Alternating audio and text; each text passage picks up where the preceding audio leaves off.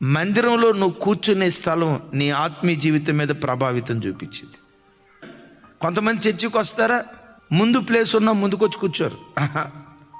ఆ కిటికీ పక్కన కూర్చోవటం, ఆ గోడ పక్కన కూర్చోవటం, మూలను కూర్చోవటం.